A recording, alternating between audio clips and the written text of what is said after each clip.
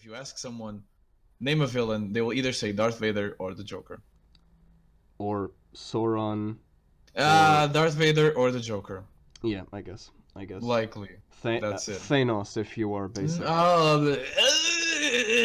If you're basic. Fuck Thanos. Like, bitch would be nothing without like the new movie. Like, nobody cares about you. No, you purple eggplant.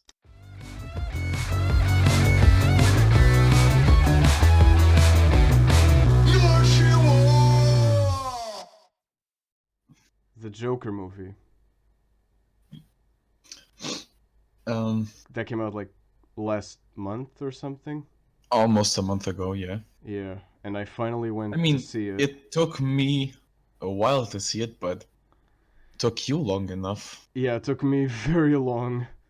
Okay, but I finally saw it, and it was a different kind of movie. I mean, it's not like the kind of movie that you watch with. Okay, it's no surprise by now that it's no cape shit. Like, it doesn't have. I mean, it's still. That's something that pissed me off a bit, I have to admit. The fact that there's no Batman. It still tries. No, it's even though they go around saying that there's no cape shit, they still needed to adhere to the Batman mythos. And yeah, okay. Mega spoiler alert. You're starting from the end, though. Yeah, I will start from the end. Okay. Because it's the thing that. I mean, I know it was going to be a problem that the Joker. Not for me personally, it would be a problem that it didn't have Batman. Have a Joker movie and not have Batman. But yeah. Okay, but fine. It did. It kind of did. I mean, not. It was cool in its own way. It was a very, very good movie. Yes, yes, I agree. It grossed almost $1 billion worldwide. Wow. It is the highest grossing, rated R grossing movie of all time. Wait, what? It is also the most profitable one because it cost like some $70 million to make. Wait. So you can imagine. Yes. Are you telling me this surpassed Deadpool? Yes, it did surpass that. Yes, I am. Highest grossing. I am. Rated I'm not joking. R movies. Are you serious? I'm not. What? It is. Oh wow. It doesn't matter what the critics say. That's amazing. They tried to make it. Holy crap. Okay, yeah. Well, they tried to push for shootings, and they tried to make people leave the. They tried to make people not go watch the movie. You mean Joker? At all. Yeah.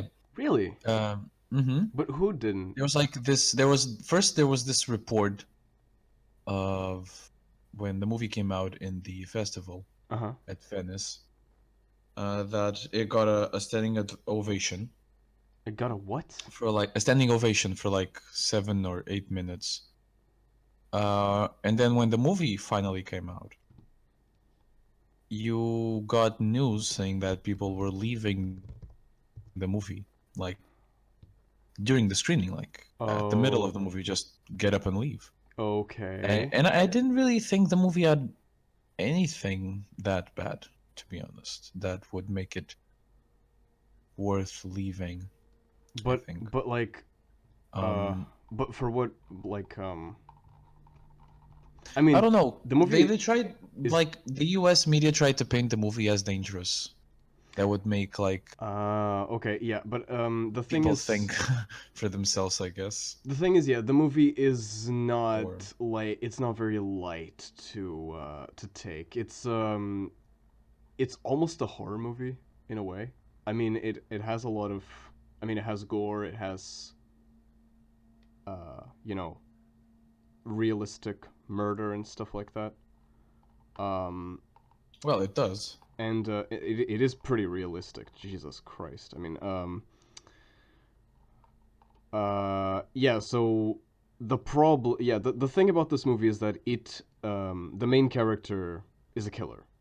That's like, I mean, but so is Deadpool. I mean, it's But this is very different from Deadpool because Deadpool, it's well, Deadpool makes it look fun, and yeah.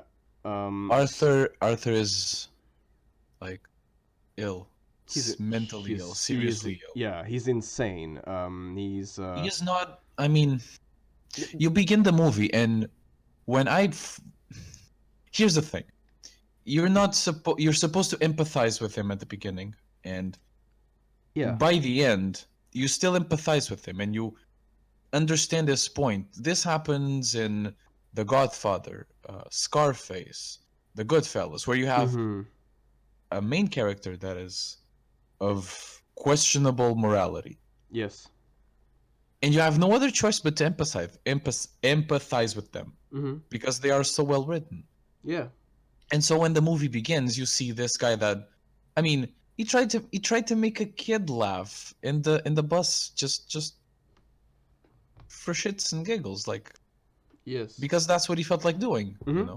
And he was kind of doing the right thing, I guess. I mean, Yeah, it was just doing it without like any second intent, like yeah, yeah, without any malice or anything. yeah. Except this is New York, and people don't take that very well. I mean, it's New Gotham. York, it's Gotham City. Come on. I know, but I mean, come on.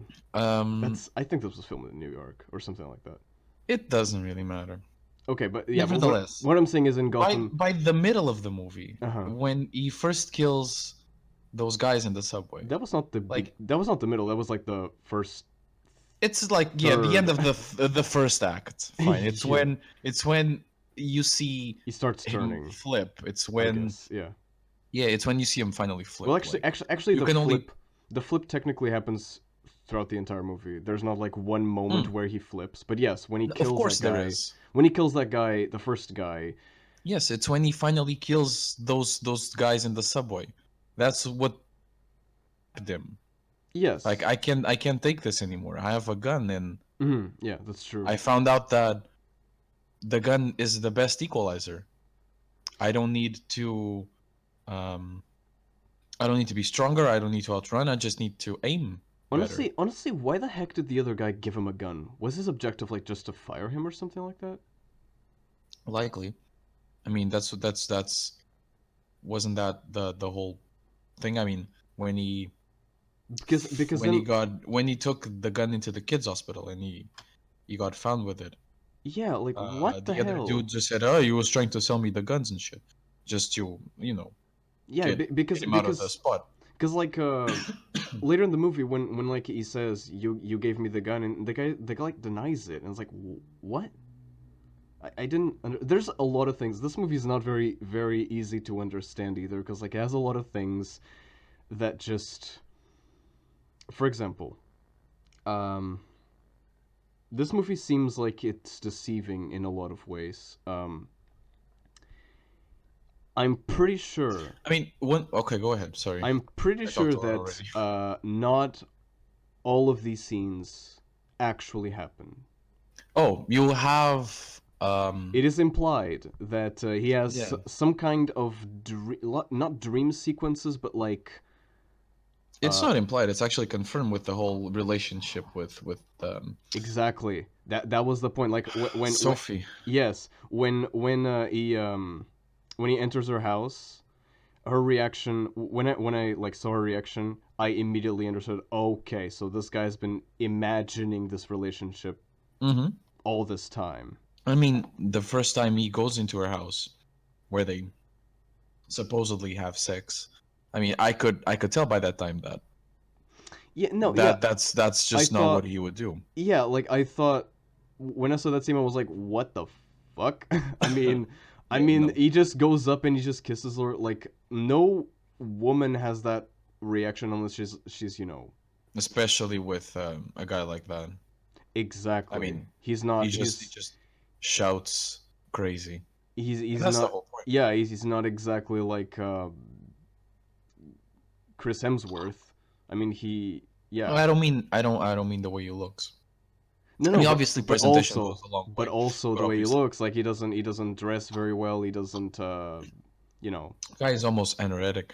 I mean, Exactly. I mean, yeah, not that that means anything, but like, you clearly know that that's not Yeah, very like something's off. realistic. Something's off. Something's Yeah. off about him. Yeah. Yeah, but the thing is, when it is like when the movie pretty much tells you the whole relationship was inside his head, this suddenly like has some implications, which is wait, so if this entire thing was invented, then what else was he also imagining?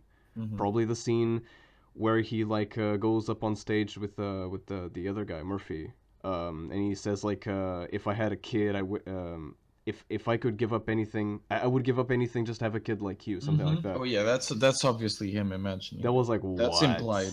I mean, That's it's pretty unrealistic. I mean, why the hell would he stop his show just to say that? Like, doesn't make well, sense. of course it does. That's just him imagining it. Yeah, Yeah. I agree there. Um. Oh, I had some other gripe with the movie that I remembered. Okay, go That, ahead. for example, now that we're talking about his illness, we can also talk about how demented his mom was. Like with the whole Yeah. I'm Bruce Wayne's brother. Hmm. Is he actually son Well, of Thomas Wayne, or is he just was his mom legit just crazy too? well, I think the movie answers that. I mean, when he goes into Arkham Well, Asylum and he like steals the records and he starts reading them, you can see that yeah, he's adopted. yeah, but listen, how powerful is Thomas Wayne? This is a man that's running for mayor, and something like this could really tarnish his reputation. He is wealthy, powerful. He can do whatever the fuck he wants. Those papers could be fake. And that might just be the thing that drives his mom into insanity. You And mean not the fact that she was wait? You're telling that me she that thought it's Thomas just Wayne. something for you to think about. So you're telling me that Thomas Wayne had something to do with her illness? No, what I'm saying is if a woman is saying that you are Thomas Wayne's son, Uh huh. and the whole world is telling her, no, you're crazy. Yes. Like, these papers are fake, and everything is fake. Everything was done by him. Doesn't she sound crazy? And if she repeats this enough times, or if she's told several times that she is crazy for thinking this, won't she think she's crazy? Won't she start going crazy? I mean, huh? But It's just something to think about. I mean, I that is left the movie I with didn't. that question. Yeah, I didn't. Yeah, when I stopped when I finished the movie, I was so confused with that like It whole took me a lot plot. of time to just. It was a lot. A lot of things. I mean, specifically because like I need a second watch actually. yeah, when she saw when she said when it was established that she was basically saying that Thomas was Arthur's dad, um, and then the Joker, I mean, Arthur started like constantly bothering Thomas Wayne because of that, and wanted to know to be, wanted answers. Um, I was like, what? How is this like? Are they telling me that the Joker and Batman are brothers? And but then again, like I was thinking about that, and I was like, well, that actually does make sense. Like even if they're not actual brothers, if the Joker imagines, if at least in his head, if he knows that they are brothers, because Batman doesn't. That's the thing. This is the one thing that connects. Yeah, that it would explain his obsession with him later on, wouldn't it? Exactly. Um, um, and it was also a bit strange, like how like this Joe Chill was inspired by the Joker to kill Thomas Wayne as well, so there's a connection there too. yeah, that was a The bit Joker weird. helped create the Batman. Yeah, so that basically they're implying that instead of Batman creating the Joker, it was kind of more the other way around, sort of. Hmm.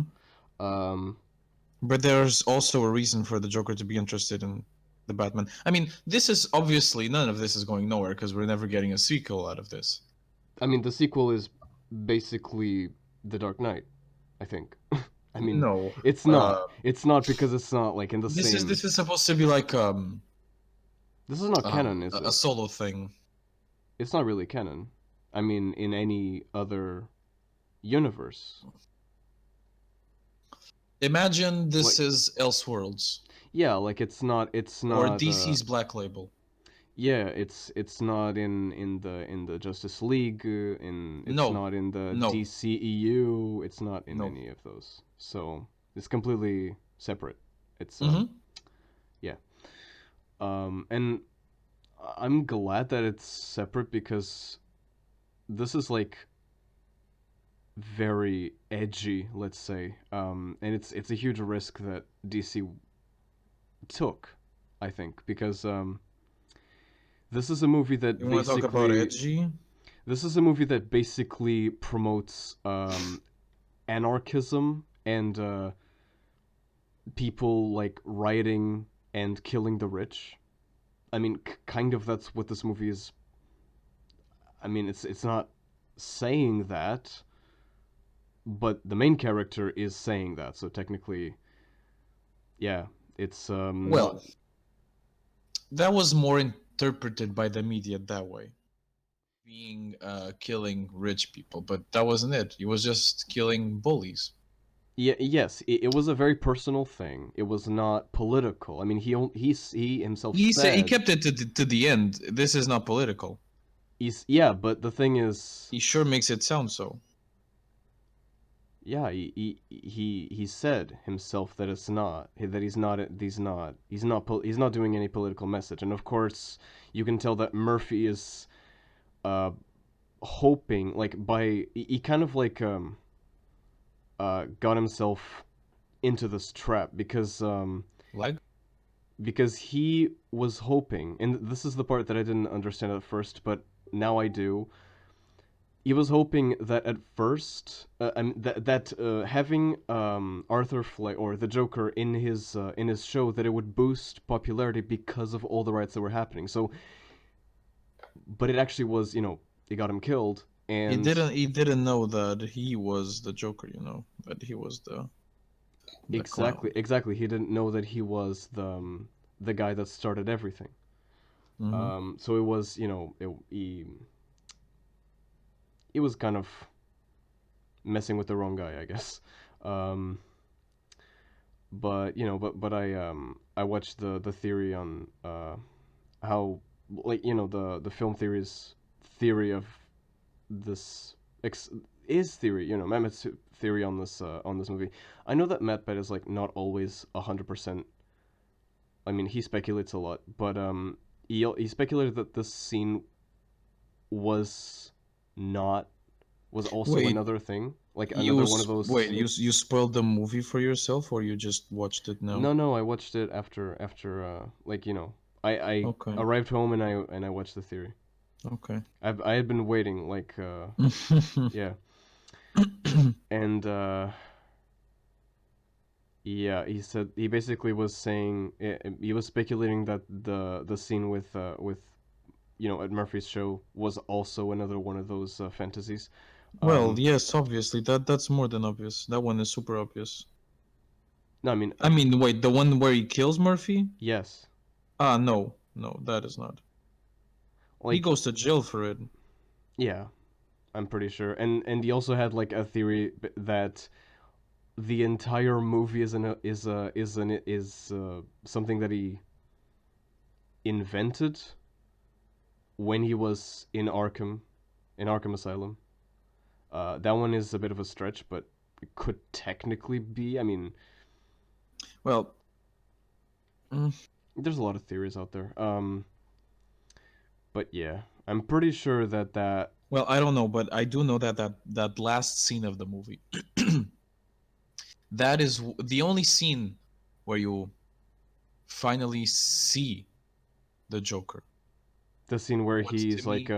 rising like No, no, no, no. Like after that, when he's finally committed, when the doctor, oh when yeah, he's laughing at the doctor, and she asks him, "What are you laughing at?" And he's like, "I just thought of a joke," and but she asks him to tell the joke, and you he's wouldn't like, get it. "You wouldn't get it."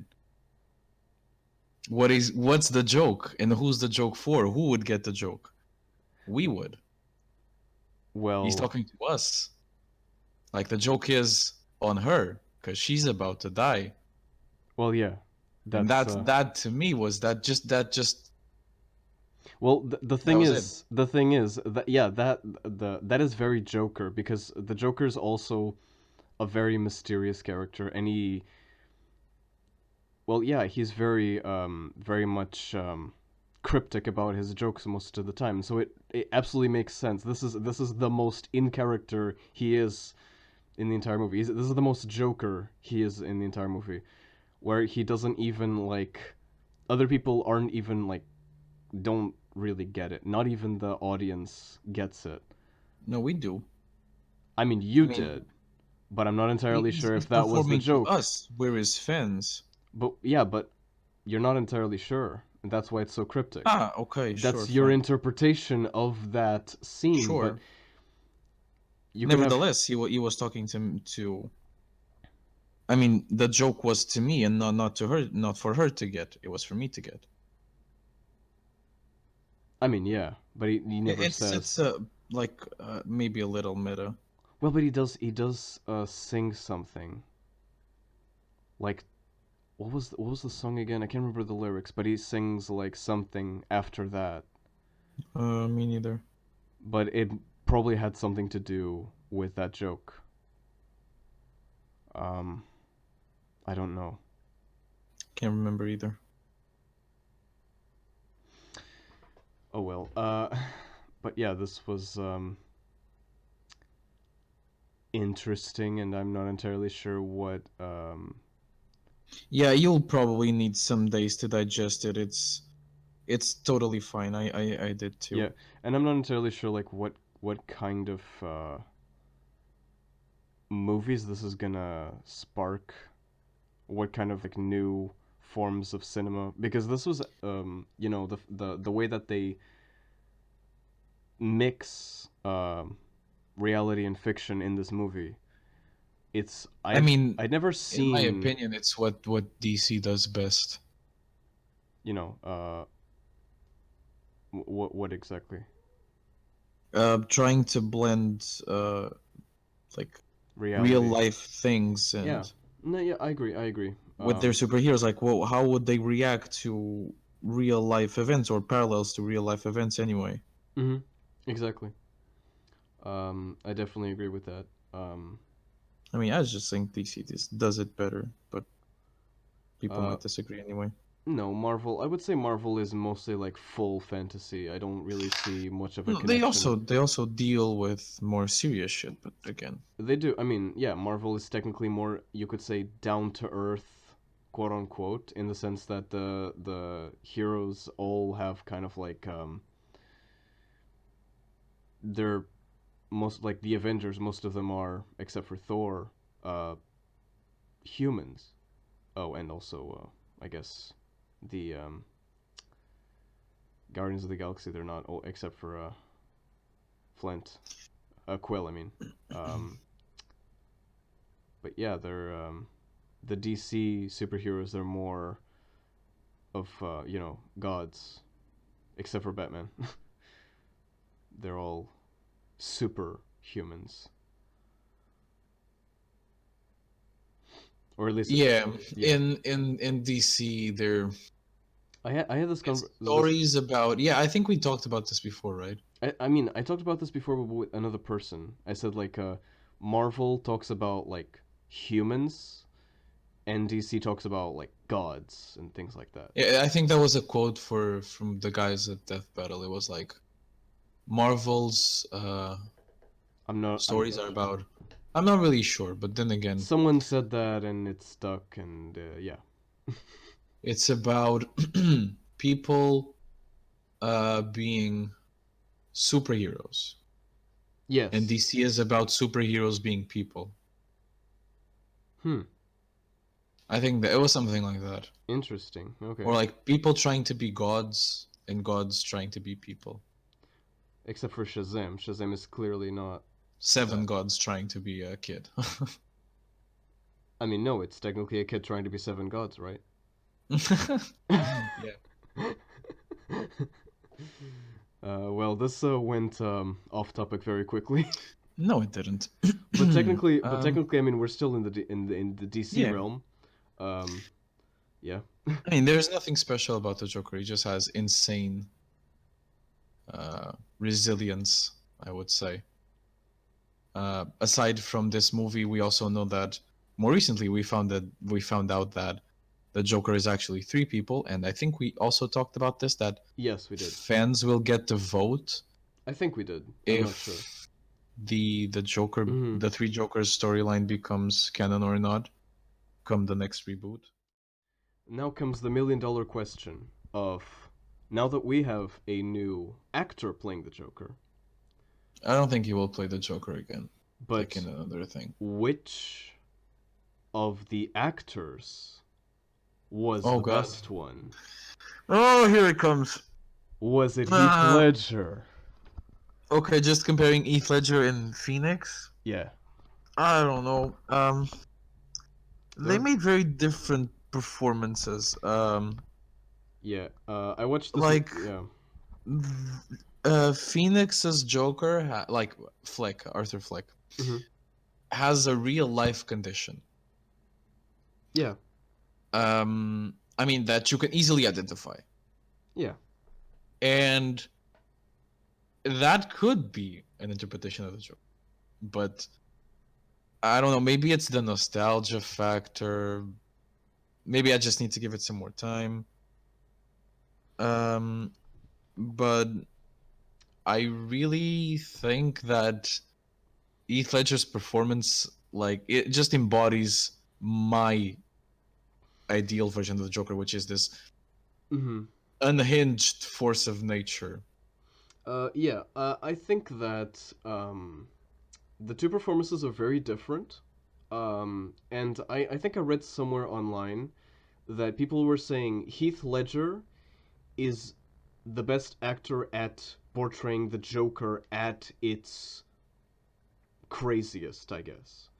And At Phoenix its darkest, at his maybe. darkest. And Phoenix is the best at making the Joker, you know, be and you kind He of looks human. sympathizing with him.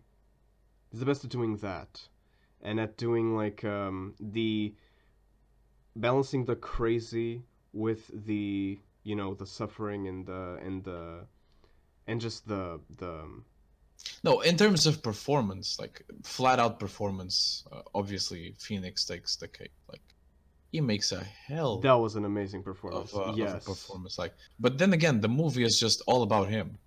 By the way, And in the other one, in The Dark Knight, it kind of mhm. splits the screen with Yeah, Christian yeah, Bale. yeah, yeah. That's true. Even though to me that's still a Joker movie. Wait, you mean Yeah, The Dark Knight, in the my Dark Knight? opinion, is a Joker movie and not really a Batman movie. Well, yeah, the Joker has a lot of protagonism. It's not even about the screen time thing. Like, No, yeah, he does have like the spotlight, or at least he does steal the spotlight from Batman. Let's just put it that way, I guess. Um, kind of. it's just insane. Yeah. Nevertheless, yeah, they make two very different versions, and Mhm. I don't really think I can pick a Ooh, best one. but we can compare things. Who do you think of all the? Has the best left. Yeah, that's what I was gonna say. No, it was not. It was. It Really? was exactly that. You read my mind again. Wow. Who has the best the best left? Who has the best left? I mean, then again, Phoenix just like I heard stories that a dude with the same condition that he has, like that he portrays in the movie, he looked at it and said, "Yeah, that's pretty good, you know. Mm. Oh, That's wow. how it goes for us. That's how it happens." That's pretty okay. That's very nice. Like So when when you you have someone who suffers from the illness telling you that you made a good job, what can I say against it? Yeah, but that's not the Joker saying it. That's a guy with the illness saying it. Yeah, sure, but that laugh, I mean, it can haunt dreams. It was very good, yes. I mean, but the Heath Ledger one sounds so cheery, like he's actually enjoying it. And this one, I mean, this one has he can't do pain. anything. Yes, this This one one is like has I can't help this but yeah, laugh. this laugh of Joaquin Phoenix's laugh Like he chokes on his own laughter. He is gags and really good because he manages to mix. He can put so many different emotions in the same laugh. He can put anger, he can put joy, he can put sadness. he has a great act. He can put I mean, he's fear. so experienced. He can put a fear in his laughter. It's not easy to do that. Cuz like crying and laughing at the same time is not that hard, but the other emotions, like fear, like your laughter having like you feel the fear in his laughter. That's really hard to do. And he does it so well. And his facial expressions when he's like laughing and you can tell like just wow, just his expression, just his facial expression just says everything. How yeah. The Kubrick stare, the forward tilt covering the eyes. Wait, what? You don't know it? The Kubrick stare. Yeah, Google the I'd Kubrick stare. I never heard that expression before. Well, Kubrick stare. there you go. What exactly is The Kubrick stare is one of Stanley Kubrick's most recognized directorial techniques, a method of shot composition where a character stares at the camera with a forward tilt to convey to the audience that the character in question is at the peak of their derangement. Okay. I did not notice this. Yeah, like the forward tilt in of their Mm-hmm. head. Okay, that makes sense. And the smile. And it does look pretty delusional. Like it does look very psychotic. This artistic form. I never even noticed this. Like the trope. I never noticed this trope. But yeah, now it makes perfect sense. Yeah. His dance. What do you think of his dance? Inspiring. Like I don't think I've ever seen the Joker dance like that. Of course. I mean, not like that, but Not you've like seen that. him dance. I've seen him dance, but it's not very common. Like it's not like like when I think of the Joker, I don't think of him dancing, but now I do. This is Well, he has like he does so many dances throughout the movies. Like there's one where he's like he feels like his classical dancing. He's spreading his arms and doing like a ballet thing. Mhm. And then you have the stairs where He's doing like he's a just more letting loose. he's doing like more of a contemporary club dance or something. I don't know. He's just dancing his heart out. Yeah, and then the final dance when he's like in the asylum with his arms with his you know yeah, hands chained, cuffed. That was and then the guy like chasing after him. That was kind of funny. Um, Yeah. there's a, There's a meme already of him running. yeah, there's a lot of very interesting scenes in this movie. It's very well done, very well the cinematography It is and probably a everything. very good movie to pick apart. Yes, cinematographically, if that's And a word. like if I told you Hmm. 10 years ago that the guy that made You didn't know me 10 years ago, so just okay. imagine I went back in time Okay. and I told you, do you know the Hangover movie? I'm 11, so Probably no. But the guy that made the Hangover movie is going to make the best Joker movie ever. You'll probably really? say that, Wow. dude, the fuck? I would. I definitely would. Yeah. Yeah, you wanted to gush about how great of a character the Joker is. No, I just wanted to like mention something that I think we've mentioned before in this podcast, but it has never actually made it into the podcast because I keep cutting things out that are like off topic. But this time it is in topic. About how like the Joker is such an important part. Like if you see like fan art of Batman and Joker He and is stuff like that, definitely the most infamous villain. Period. the most infamous, and at the same time, it's almost like the archetype of evil. Like, when you think of a villain, you either think like there's a 50-50 probability chance that if you ask someone name a villain, they will either say Darth Vader or the Joker. I actually read it. Like, let's fuck this. Like, let's stay on topic. okay. I love how now you're the one that wants to stay on topic. I don't even want to talk about Thanos. Let's keep on topic. The Joker. That's what we want to talk about. Archetype of evil. There you go. Quintessential villain. Daddy Thanos. Sorry. It's just I kind of like Thanos. Bottom text. Okay, let's go back to the Joker. Yeah, basically I was talking about how actually I'm going to talk about something like very personal that I like that made me really sympathize with this character, because the idea of a mental condition that makes you burst into uncontrollable laughter is so well thought for the Joker, because that's what the Joker is. It's his pretty much like his laughter is almost like him. Almost like that is the defining characteristic of the Joker. And having like explaining that it is part of his illness, it makes so much sense. And the reason why I sympathize with it is that myself also experience sometimes uncontrollable laughter. I mean, not at like not Yeah, at the level. I know what you mean. Yes, I have seen it. Not at the level of of the Joker, obviously, but But I've seen it. Yes, I can confirm. you have Like, what the fuck you talking about? I have no idea. Is that your impression of me? Kinda. Oh, okay. sorry. But yeah, I do have sometimes uncontrollable laughter. And it does come from like it's a nervous reaction. It makes sense. It's like tickles, but like psychological tickles. On my brain. Tickles on my brain. Yeah.